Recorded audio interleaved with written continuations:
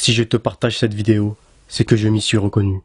Après l'avoir regardée, je ne vois plus les choses comme avant.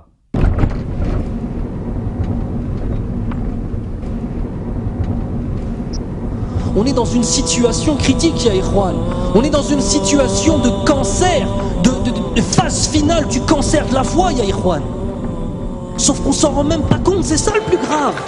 On est dans une situation urgente. Combien d'entre nous n'arrivent pas à dormir la nuit par rapport à ce qui se passe à nos frères et sœurs? Allah, combien? Allah. Même al-mahabba, même le lien d'amour, fils abilillah, il a tellement disparu à ce point-là. À ce point-là qu'on est sur Facebook, on voit un truc, on voit une vidéo avec nos frères et sœurs qui se font massacrer. Ah, rahimahumullah. Et 5 minutes après, on est en train de bahak avec quelqu'un au téléphone. Nos cœurs, ils sont morts à ce point-là, subhanallah. Au point que si quelqu'un, on ne le connaît pas, on ne sait pas l'aimer. C'est ça l'amour, fils abilillah. Aimer pour Allah, c'est réussir à aimer quelqu'un que tu n'as jamais vu de ta vie, Yahri.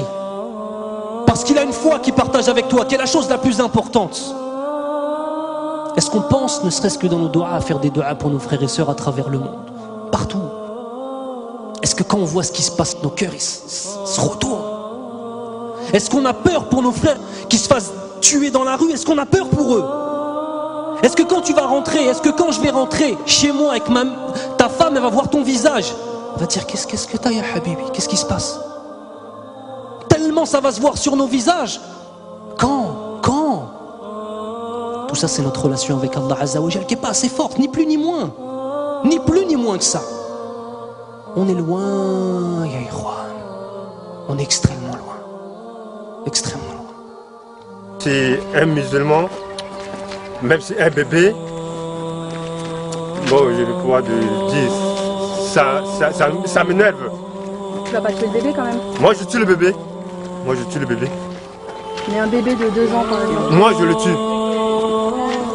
Mais 1 an, même si avec les femmes avec des grossesses, moi, je le tue.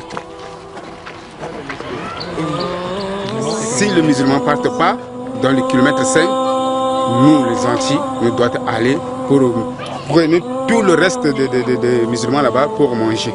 Parce que le musulman c'est bon pour manger. Parce qu'il avait beaucoup de têtes, donc il faut manger comme ça. Bon.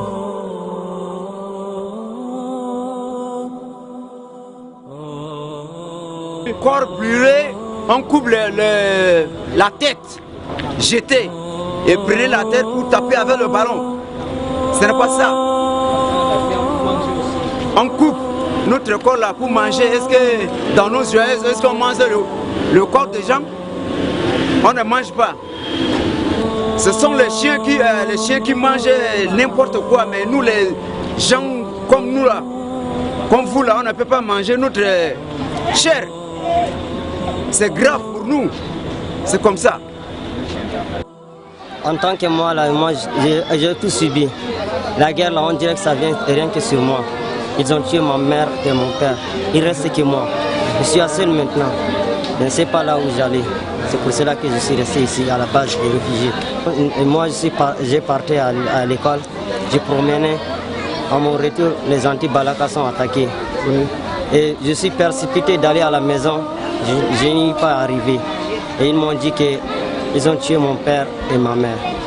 L'histoire d'un homme que j'ai rencontré ce matin au camp réfugié, il est en train de me raconter une histoire réelle qu'il a vécue sur le terrain. L'histoire c'est quoi? On a tué son fils, on l'a obligé de manger la chair de son propre fils. Il l'a mangé par obligation, mais ce dernier, il parlait en pleurant. Il me dit s'il pouvait pleurer avec du sang à lait, il le fera. Vraiment, et il a dit adieu à la viande. Lui, il va plus jamais manger de la chair, que ce soit la chair des animaux, comme poissons, etc.